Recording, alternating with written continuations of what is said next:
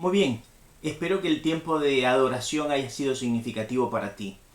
Vamos a hablar en esta tarde acerca de cómo Dios nos perfecciona en medio de las pruebas. Vamos a reflexionar un poco en la primera carta que escribe el apóstol Pedro, especialmente en lo que dice en el capítulo 5, versículo 10 y 11. A manera de introducción, contarte un poco el contexto histórico en el cual surge esta carta. Esta carta está datada en el año 65 después de Cristo por muchos de los especialistas en el análisis bíblico e histórico. Cuando el apóstol Pedro escribe esta carta, dice que él la escribe para los que habitan la zona del Asia Menor. Por ese entonces, el emperador de turno era Nerón. Nerón está situado entre uno de los más malvados hombres de la historia y de los emperadores romanos fue uno de los 3 peores. Tan sanguinario, dicen algunos, como Calígula, que estuvo antes de él. Nerón tenía tanta maldad que él mató a su medio hermano para que no le quitase el trono, mandó a matar a su madre, mató a su esposa, a la cual decapitó, y a su nueva esposa la mató a patadas cuando esta mujer estaba embarazada. Se dice que cuando Roma se incendiaba, él cantaba una canción, mientras veía el fuego en todo Roma, cantaba una canción de su propia inspiración acerca de cómo había sido destruida la ciudad de Troya. Cuando el pueblo empezó a conocer todo esto que pasaba, culparon a Nerón por el incendio, y Nerón, para aplacar estos rumores y para buscar un culpable, culpó a los cristianos. En ese año 64 se dio inicio a una de las primeras persecuciones de parte de los romanos hacia los cristianos, una de las 10 de las que nos habla la historia secular. Hasta ese entonces, los cristianos habían sufrido persecución de mano de los judíos, de sus autoridades religiosas, como pasaba en el tiempo en el que Saulo los perseguía. Pero no habían tenido una persecución de parte del imperio de turno. Ahora los cristianos están muriendo a miles, según nos cuenta Tácito y Seutonio, que escriben después de la historia, ¿no? Eran multitudes los cristianos los que morían. Algunos eran literalmente crucificados a cientos, otros eran vestidos con pieles de animales y echados para que lo devorasen los perros o las fieras, y otros fueron antorchas vivientes para alumbrar la residencia del emperador. Ahora Pedro le escribe a los creyentes, su gran mayoría de creyentes eran de procedencia gentil, es decir, no eran judíos. Era gente que en mucho tiempo ellos habían tenido adoración a sus dioses, tenían su religión y no tenían para nada este tipo de problemas. Y ahora, al hacerse cristianos, ellos iban a enfrentar, al igual que sus hermanos en Roma, probablemente la persecución y los sufrimientos. Es en medio de este contexto de dificultad donde muchos de ellos se preguntaban, como se preguntaban también los tesalonicenses después, si es que no estaban pasando ya por el medio de la gran tribulación. Tanto Pedro como Pablo, que en este tiempo es casi la etapa final de sus vidas, morirán bajo la mano romana justo en el tiempo de Nerón, escriben cartas de estímulo a las iglesias, haciéndoles entender la importancia de estar firmes en medio de las pruebas y los padecimientos que les toca pasar. Vivimos en días donde se ha separado la idea de sufrimiento de la idea de bendición. Bendición y sufrimiento se nos presentan en esta sociedad como cosas antagónicas. No puede estar bendecido alguien que sufre. Eso no es bendición. No es lo que se predica, no es lo que se habla. Sin embargo, cuando uno lee la Escritura se da cuenta que los procesos de sufrimiento suelen ser procesos en los cuales Dios obra de una manera poderosa y saca buenos resultados de la obra que Él hace en medio de los tiempos de dolor.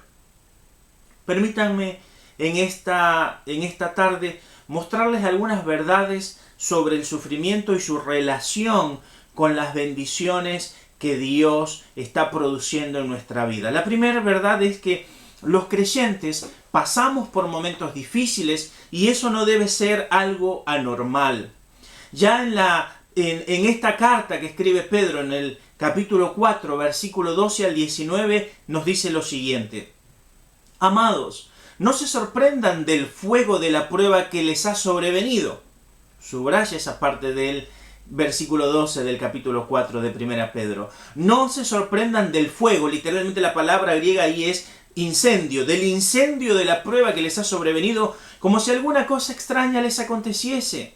Sino gócense por cuanto son participantes de los padecimientos de Cristo, para que también en la revelación de su gloria se gocen con gran alegría. Si son vituperados por el nombre de Cristo, son bienaventurados, porque el glorioso Espíritu de Dios reposa sobre ustedes. Ciertamente, de parte de ellos Él es blasfemado, pero por ustedes es glorificado. Así que ninguno de ustedes padezca como homicida, ladrón o malhechor, o por entrometerse en lo ajeno. Pero si alguno padece como cristiano, no se avergüence, sino glorifique a Dios por ello. Porque es tiempo de que el juicio comience por la casa de Dios, y si primero comienza por nosotros, ¿cuál será el fin de aquellos que no obedecen al Evangelio de Dios? Y si el justo con dificultad se salva, ¿en dónde aparecerá el impío y el pecador? De modo que los que padecen según la voluntad de Dios, encomienden sus almas al fiel Creador y hagan el bien. Ya estos son los versículos alcanzarían para varios sermones, pero resumiré lo que dice. El apóstol está diciendo, hermanos, no piensen que es extraño que pasen por sufrimientos, por dificultades, o que pasen por pruebas que parecen grandes incendios de fuego. Es interesante el uso que utiliza el apóstol Pedro, porque los incendios en aquellos días eran verdaderamente un gran problema. Eran grandes dificultades. El incendio de Roma, nos cuentan los historiadores que Roma en aquellos entonces era una ciudad superpoblada, de casas en su gran mayoría de madera y de pasillos muy angostos. De tal manera que cuando iniciaba un incendio tenía que ser apagado pronto porque podía quemarse la ciudad entera, que de hecho fue lo que pasó en el año 64. Se encendió la ciudad entera. Eso era el peligro de los incendios. Un incendio empezaba y no sabías dónde terminaba. Muchos de los refugiados de los pueblos de la ciudad de Roma huían a localidades vecinas pensando que ahí iban a estar a salvo del incendio. El incendio duró 6 días, el incendio de Roma. Y a donde se iban a refugiar también llegó el incendio. El incendio tiene un carácter muy fuerte, muy peligroso. El apóstol Pedro utiliza este término para decir, no se sorprendan de estos incendios de prueba, de estos momentos de dificultad como si fuera algo extraño. El creyente va a pasar pruebas. Sé que esta prédica no es famosa, sé que no se predica mucho, seguramente pasan semanas y meses y años sin que los pastores o los maestros hablen de la bendición de la prueba, porque nadie quiere tener esta bendición. Pero la verdad es que los creyentes pasamos por momentos difíciles y eso debe ser parte de la normalidad del creyente. Mientras estemos en este mundo, pasaremos pruebas y aflicciones. Y las padecemos como cristianos, como dice el versículo 16, que si padecemos como cristianos no debemos avergonzarnos, sino glorificar a Dios por ello. Los creyentes, cuando pasan pruebas por ser creyentes en la voluntad de Dios, no deben sentir vergüenza. Esta pandemia, estas etapas de dificultad nos han sorprendido a todos y debemos meditar en ello, tal como nos dice el apóstol Pedro en el versículo 17. Dice, porque es tiempo de que el juicio de Dios comience por la casa de Dios. Y si primero comienza por nosotros, ¿cuál es el fin de aquellos que no obedecen al Evangelio? Meditaba mucho en esta palabra que dice Pedro porque pareciera que la pandemia no tenía que tocar a los cristianos. Eso era lo que se citaba al principio. Eso era lo que muchos en algún momento comentaban, mal citando el Salmo 91 y tentando a Dios, o haciendo lo que tenían que hacer, cuidándose, siendo precavidos, siendo cuidadosos, y también se infectaron y murieron. Consiervos míos, pastores amados, hermanos que he conocido, con los que he trabajado mucho y arduamente, fallecieron. Tengo otros consiervos que estuvieron o están hospitalizados. algunos recuperándose en sus casas, gracias a Dios. Hermanos en la fe que han partido por esta enfermedad y otras enfermedades en este tiempo.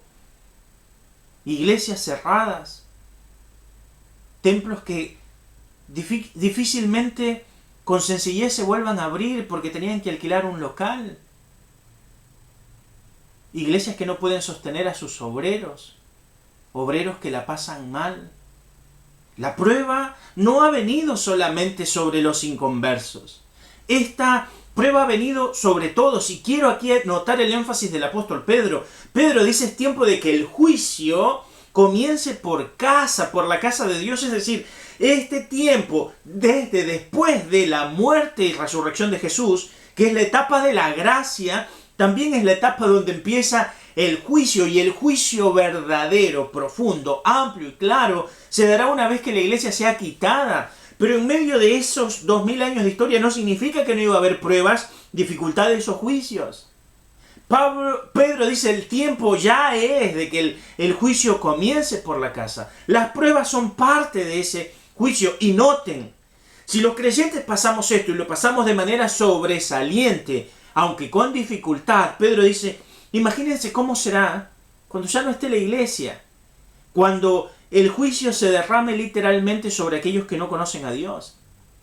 Cualquier lector de Apocalipsis sabe que cuando la iglesia no esté vendrán 7 años de gran dificultad, y esto que hoy estamos viviendo, sumado a todas las etapas de guerra y las pandemias y las catástrofes naturales que ha habido a lo largo de la historia de la humanidad, serán un verdadero acto casi minúsculo en comparación de lo que le espera a la humanidad en los tiempos por venir. Porque el juicio de Dios está establecido así. Con lo cual el apóstol Pedro nos empieza a decir: no se sorprendan, sino entreguen y denle, encomienden sus almas al fiel Creador y hagan el bien. Así que los creyentes pasamos por momentos de dificultad, y eso no debe sorprendernos. En segundo lugar, tenemos que entender que vivir como cristianos en un mundo que no vive como cristiano nos va a causar sufrimiento. Nosotros estamos en el mundo, pero no somos del mundo. El apóstol Pedro dice en el capítulo 3, versículo 13 en adelante lo siguiente: ¿y quién es aquel que les podrá hacer daño si ustedes siguen el bien? Mas también, si alguna cosa padecen por causa de la justicia, bienaventurados son. Por tanto, no se amedrenten por temor de ellos, ni se conturben, sino santifiquen a Dios el Señor en sus corazones, y estén preparados para presentar defensa con mansedumbre y reverencia ante todo aquel que demande razón de la esperanza que hay en ustedes, teniendo buena conciencia, para que en lo que murmuran de ustedes como de malhechores, sean avergonzados los que calumnian su buena conducta en Cristo. Y subraya el versículo 17, que dice lo siguiente: porque mejor es que padezcan haciendo el bien, si la voluntad de Dios así lo quiere, que haciendo el mal. Voy a leerlo nuevamente. Porque mejor es que padezcan haciendo el bien, si la voluntad de Dios así lo quiere, que haciendo el mal. En el capítulo 2, versículo 20, Pedro añade: pues qué gloria es si pecando somos abofeteados y lo soportamos. Mas si haciendo lo bueno sufren y lo soportan, esto ciertamente es aprobado delante de Dios, pues para esto fueron llamados, porque también Cristo padeció por nosotros, dejándonos ejemplo para que sigamos sus pisadas. Creo que estas son las pisadas de Cristo que no queremos seguir. No queremos seguir las pisadas que van camino al sufrimiento, no las queremos seguir. Nos hemos imaginado que tomar la cruz y seguirle es un proceso sencillo, es un proceso fácil, es un proceso que no demanda sufrimiento, pero la verdad es que el mismo hecho de tomar la cruz muestra un camino ya de sufrimiento. Cristo tomó la cruz ya habiendo sufrido y caminó el camino hasta el Calvario sufriendo la cruz, y sufrió en la cruz. ¿Por qué nosotros queremos seguir al Maestro, el cual nos ha dicho que debemos seguirle desde la negación y desde el tomar la cruz? sin sufrimiento. El hecho de tomar una cruz inicia un camino de sufrimiento. El creyente pasará por el camino del sufrimiento y debe padecer nuevamente como cristiano. No se trata de padecer porque hacemos lo malo. Si nos castigan por hacer lo malo, no es sufrimiento de cristiano. Pero si nosotros, haciendo lo bueno, sufrimos, demos gloria a Dios. Porque tal vez la voluntad de Dios es que así sea. Y esto capaz que a alguno le sorprenda, porque creemos que la voluntad de Dios no nos puede llevar al sufrimiento. Pero la verdad teológica y sencilla de entender bíblicamente es que la voluntad de Dios fue que su Hijo padeciera en una cruz por amor a nosotros. Él lo entregó. Juan 3:16 nos dice eso. De tal manera Dios nos amó que entregó a su Hijo. Y no era que no amara a su Hijo. Su Hijo es lo más preciado para Él y lo entregó por amor a nosotros. Para que sufriera por nosotros. El castigo de nuestra paz, como lo decía en el último sermón, fue sobre Él y por su llaga fuimos nosotros curados. Los apóstoles sufrieron por causa de hacer la voluntad de Cristo. Era la voluntad de Cristo que así le honraran. La iglesia de los primeros 300 años padeció la persecución y el martirio, porque era la voluntad de Cristo que así fuera. Pero desde ese tiempo hasta ahora, la iglesia no ha padecido igual. Y desde hace 500 años, después de la Reforma, la iglesia no ha padecido igual. Ni hablar de la modernidad de los últimos 200 años, o de los últimos 100 años, y por qué no de los últimos 30 años. Cuando la iglesia cada vez se une más a las esferas de poder y deja de lado el discurso bíblico. Hace un tiempo asistí a una reunión de un grupo de cristianos que querían participar en política y me invitaron. Y cuando empezamos a hablar de los asuntos de la vida espiritual y de la moral cristiana, la respuesta de uno de ellos fue: primero lleguemos al poder, ¿sí? Y luego solucionamos esto. No fue la última reunión a la que fui, no. A mí no me importa llegar al poder con cualquier moral. Pondremos las bases de la moral y esas nos llevarán al poder, o no llegaremos. No negociamos. Cuando yo leo la vida de Daniel, Daniel tuvo delante de sí al hombre más poderoso de sus tiempos, la cabeza de oro de la estatua, Nabucodonosor, el que daba vida a quien quería y mataba a quien quería. Y Daniel no tuvo problema en decir lo que Dios dijo que dijera.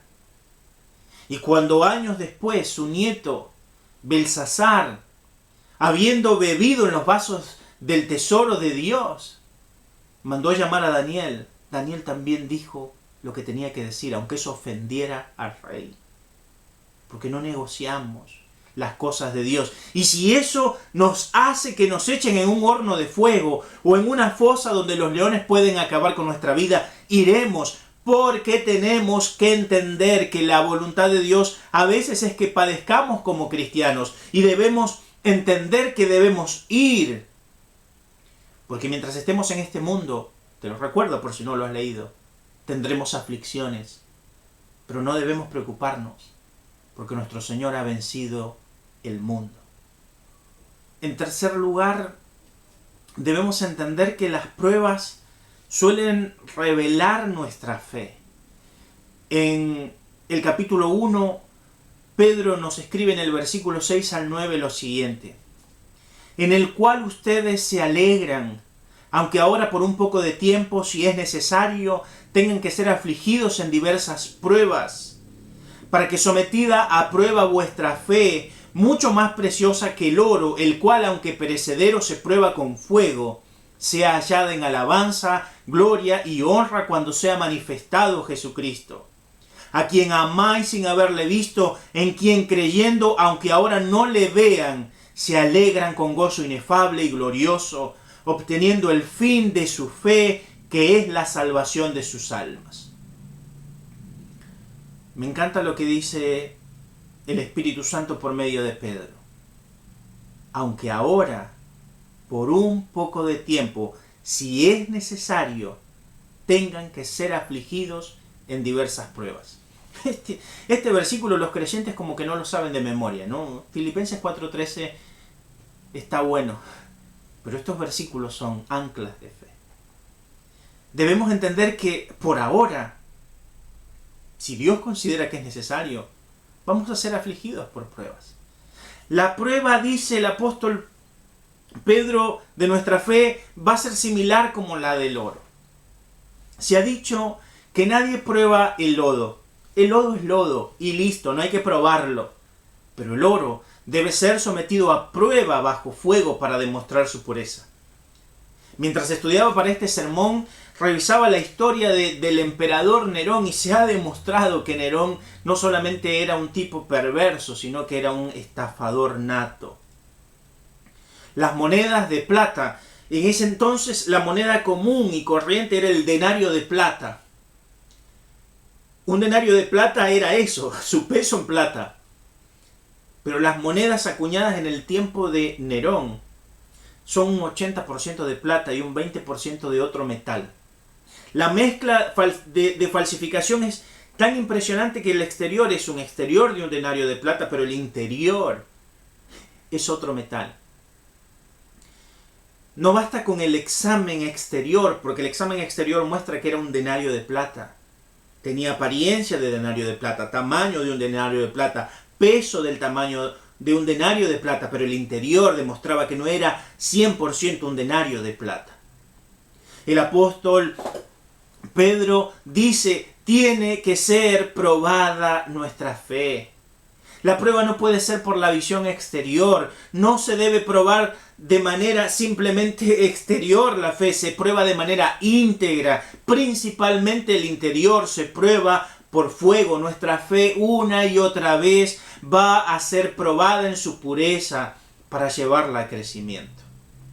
Una de las cosas interesantes que debes notar es que cuando tú tienes una vela, una pequeña vela encendida, la fuerza de tu soplido la apaga.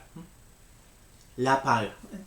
Es una llama pequeña que con un viento fuerte, llamarlo así, se apaga. Pero otra cosa es cuando tú tienes una llamarada, tienes una fogata, y viene un viento fuerte y sopla contra ella. No la apaga, la aviva, lo hace crecer. El viento cargado de oxígeno hace que el fuego se expanda, se alimente y crece. De la misma manera es la fe. Una fe pequeña, cuando soplen los vientos de la prueba contra ellas, pueden apagarla. Pero una fe firme, fortalecida, creciente, viva, cuando el viento de la prueba sople contra ella, la aviva. Dime cómo está tu fe después de estos 100 y tantos días de pandemia que llevamos y yo te diré cómo estaba tu fe antes de que esto empezara. Porque los que hemos visto crecer nuestra fe en estos más de 130 días, estamos agradecidos a Dios por estas pruebas. Porque nos están haciendo crecer. Nos siguen haciendo crecer, madurar, amarle más, desearle más, comprometernos más, querer servirle más, estar inquietos por Él, desear su venida, desear su presencia, buscar su gloria. No estamos quietos los que hemos pasado esta prueba en medio de la cual nuestra fe se ha tenido que fortalecer más y más y más. Las pruebas tienen el propósito de probar verdaderamente el carácter del creyente. Si el oro, para ver la pureza, se pasa por fuego, Pedro dice, el creyente también es pasado por fuego para demostrar la pureza que hay en él. Al final, y en cuarto lugar, tenemos que entender que las pruebas van a producir una obra gloriosa en el creyente. En el capítulo 5 de esta primera carta, en los versículos 10 y 11, el apóstol Pedro, que ha venido hablando del sufrimiento a lo largo de su primera carta y lo hará en su segunda carta, dice lo siguiente. Lo compartíamos en el cántico al inicio. Mas el Dios de toda gracia, que nos llamó a su gloria eterna en Jesucristo, después de que hayan padecido un poco de tiempo, Él mismo los perfeccione, afirme, fortalezca y establezca. A Él sea la gloria y el imperio por los siglos de los siglos. Amén. Pedro habla de esta ley del sufrimiento del cristiano. Dice que después de que el cristiano haya pasado por el sufrimiento, Dios va a hacer un proceso en 4 verdaderas etapas maravillosas que son promesas espectaculares que debemos tener como ancla en nuestra fe. Lo primero que dice que Dios hará después de que hayamos padecido, con lo cual el proceso del padecimiento es ineludible, pasaremos etapas de dificultad.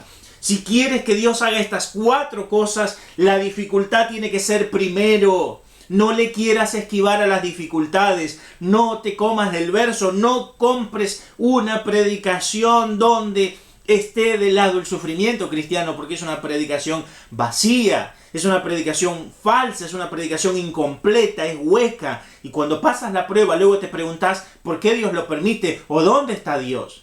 Cuando Dios te ha dicho, voy a hacerte pasar por pruebas para sacar lo mejor de tu carácter, lo mejor de tu fe, y te haré más como Cristo. El apóstol dice que lo primero que el Señor va a hacer después del sufrimiento que tenemos que pasar es restaurarnos. La versión del 60 traduce en este pasaje que el Señor los perfeccione. La palabra catartizo, si hace referencia al hecho de restaurar, o como se ha traducido aquí, perfeccionar. Se utilizaba para restaurar aquello que estaba quebrado, sea tanto una red de pesca como un hueso. Las pruebas tienen esa capacidad de romper cosas en nosotros, de quebrar cosas en nosotros. Hay pruebas de las cuales no salimos ilesos, salimos golpeados. ¿Quién quiere pasar por una prueba? Nadie. Esto no es una invitación a decir, Señor, mándame pruebas. Lo que te estoy diciendo es que Dios lo hará.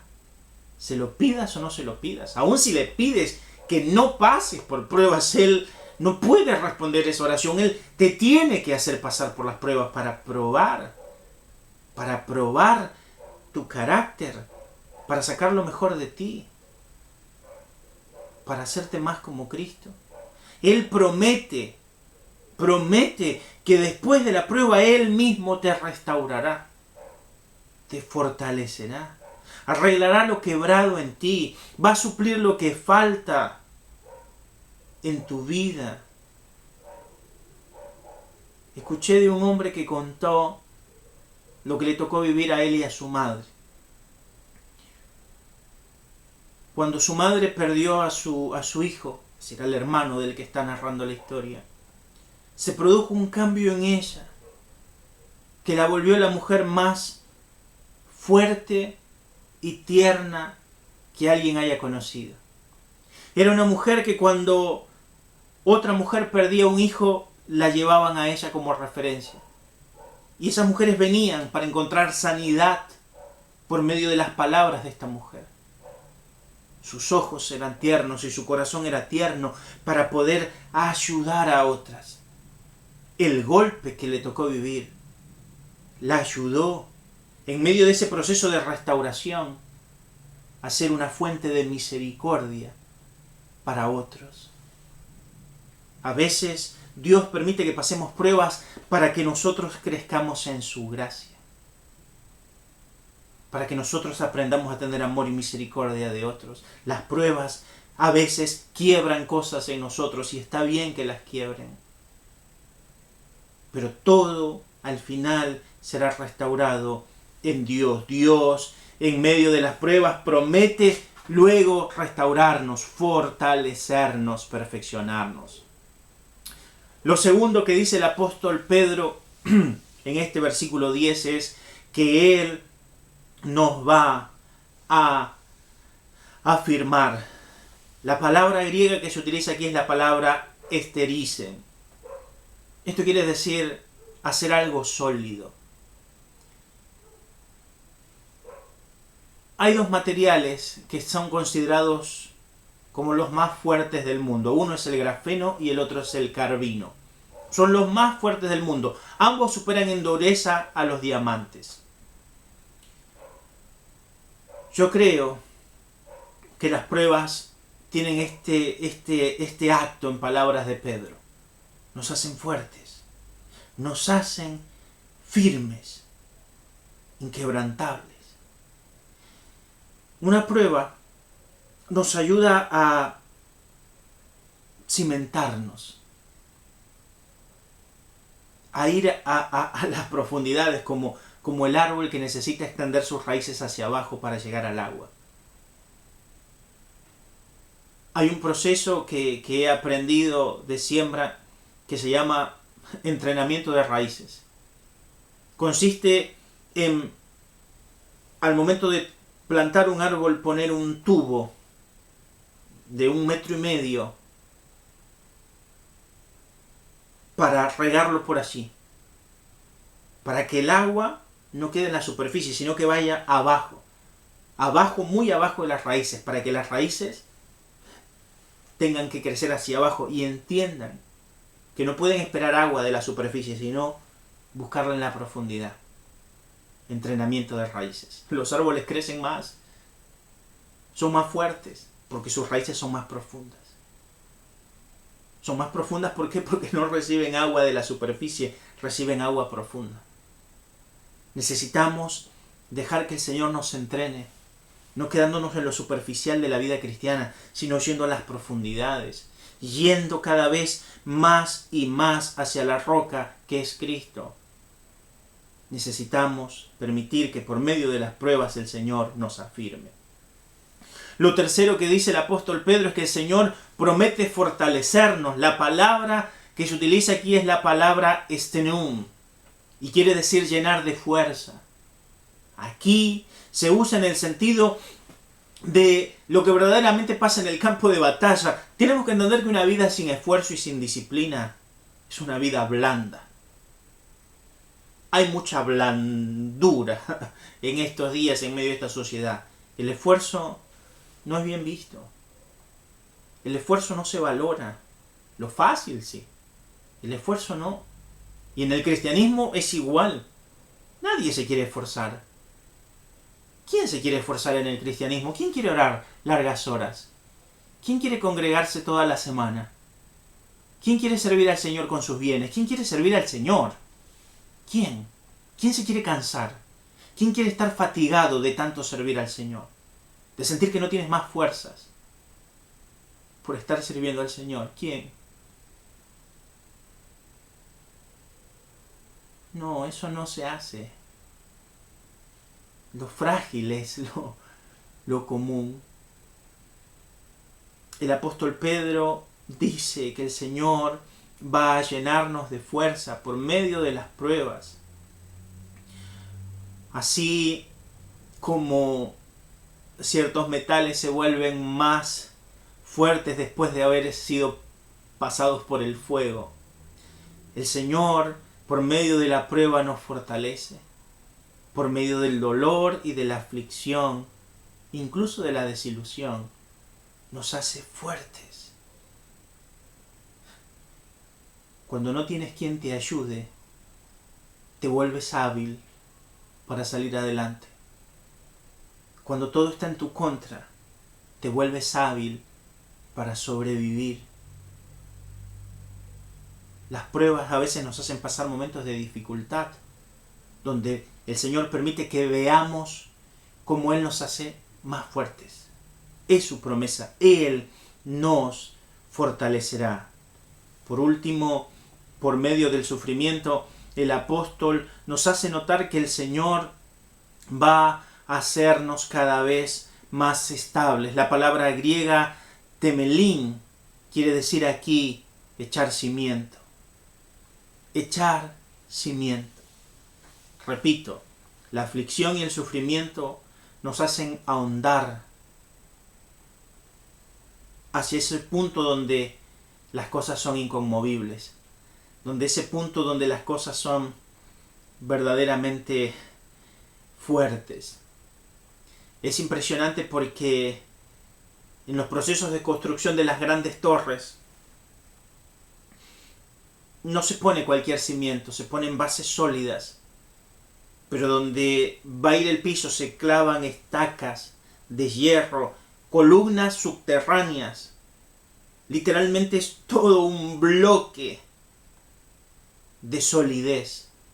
A más alto tiene que ser y más pesado, más profundas y más fuertes tendrán que ser las vigas, las columnas, las estacas que lo sostengan.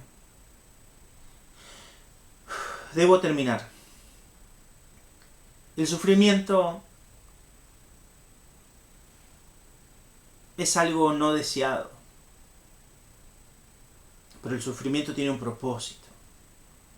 Hace que la vida sea una vida sólida. El sufrimiento a una fe no sólida bien puede conducir a una persona a la amargura, a la desesperación, y puede hasta arrebatarle la fe. Pero si esa misma persona acepta con confianza, con seguridad de que de la mano del Padre nunca se le puede producir dolor a un hijo de manera innecesaria, entonces salen fortalecidos del sufrimiento. Así como Cristo se entregó a la voluntad del Padre y le dijo: Padre, que se haga tu voluntad y no la mía, porque sabía del amor del Padre. Así como Isaac se entregó a la mano de Abraham, porque Isaac, yo creo que a la altura del sacrificio de Isaac era más fuerte que Abraham. Abraham era un hombre de 110 años. Isaac era un muchachito de 12 años. Conozco muchachitos de 12 años que ya a esa altura son mucho más fuertes que un hombre grande. Sé que Isaac podía escapar. Sé que sería mucho más ágil, más fuerte, más veloz que Abraham.